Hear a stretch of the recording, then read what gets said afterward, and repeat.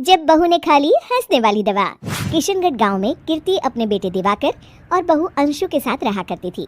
तीनों बहुत ही हंसी खुशी अपना जीवन व्यतीत कर रहे होते हैं। अरे बहू, आज खाना मैं बना देती हूँ।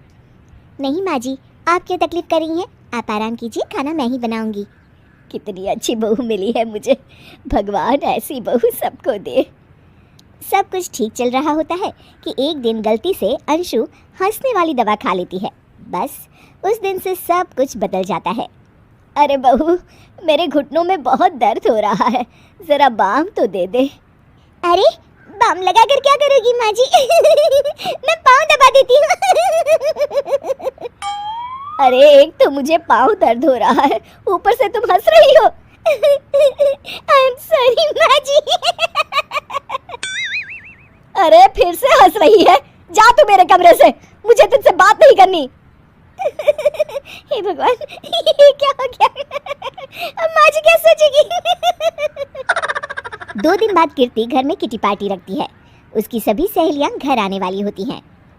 अरे बहू, मेरी कुछ सहेलियां आज दोपहर को घर आने वाली है, आज कुछ खाने में अच्छा सा बनाना।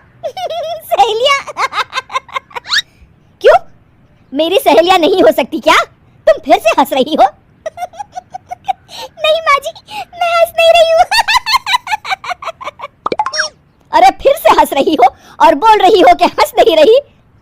नहीं माँ जी, मैं तो तुम जाओ मेरे सामने से और किचन का काम कर लो, जाओ।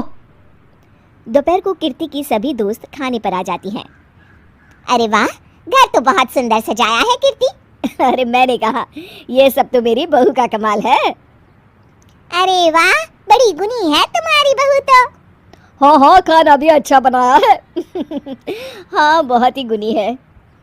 तो हमको नहीं मिलवाओगी क्या, या छुपा कर रखोगी अपनी हीरे जैसी बहू को? अरे नहीं नहीं, अभी बुलाती हूँ। अंशु, ओ अंशु, बहू रानी। अंशु बाहर आती है। जी माँ जी। बहू, ये सब मेरी सहेलियां हैं, मिलो सबसे। नमस्ते आंटी। नमस्ते बेटा, बहू तो बहुत अच्छी मिली है तुमको, किस्मत वाली हो तुम।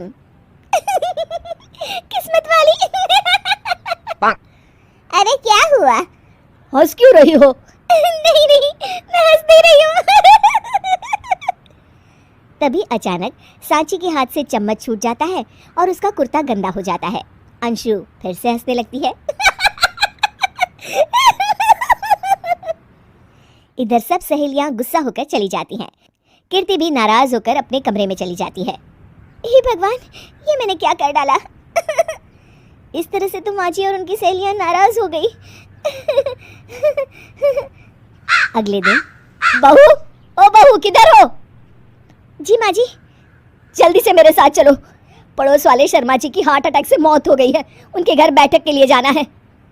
अंशु तैयार होकर आ जाती है। थोड़ी देर में दोनों शर्मा जी के घर पहुंच जाती हैं। वहां पर सब रो रहे होते हैं। कीर्ति शर्मा जी की बीवी के पास बैठकर उन्हें सांत्वना देने लगती है। बड़े अच्छे इंसान थे मेरे पति। अच्छा। तुम हंस क्यों रही हो? वो अच्छे थे। हाँ हाँ, बहुत अच्छे थे अंकल।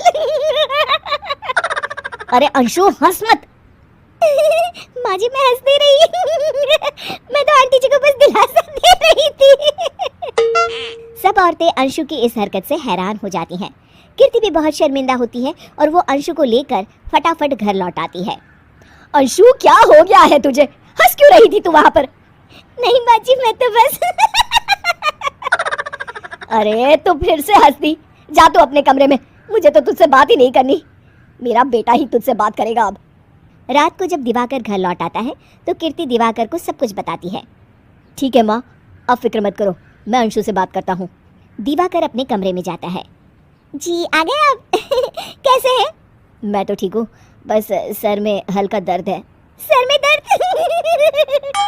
अरे इसमें हंसने की क्या बात है? नहीं, मैं हंस नहीं रही हूँ। मुझे तो फिक्र हो रही है आपकी। एक तो मेरे सर में दर्द है, ऊपर से तुम हंस रही हो। अरे कैसे समझाऊं मैं आपको? मैं हंस नहीं रही। अंशु, तुम इस घर से चली जाओ। माँ ने मुझे बताया जो भी तुमने शर्मा आंटी के घर किया और किटी पार्टी में भी।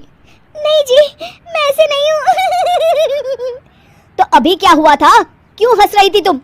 रुकिए, मैं आपको सब कुछ बताती हूँ आपको सब कुछ। अंशु डायरी में लिखकर दिवाकर को पढ़ने देती है। कुछ दिनों पहले मैंने गलती से हंसने वाली दवा पी ली थी, जिसकी वजह से ये सब हो रहा है। इसका असर कुछ दिन और रहेगा। अरे तो तुमने ये सब पहले क्यों नहीं बताया अंशु? वो मैंने माँ जी को बताने की बहुत कोशिश की मगर उन्होंने सुना ही नहीं। अरे ठीक है, मगर वादा करो जब तक दवाई का असर ठीक नहीं हो जाता तुम घर से बाहर नहीं जाओगी। नहीं जाऊंगी और हंसूंगी तो बिल्कुल नहीं। लो, तुम तो फिर से हंस दी।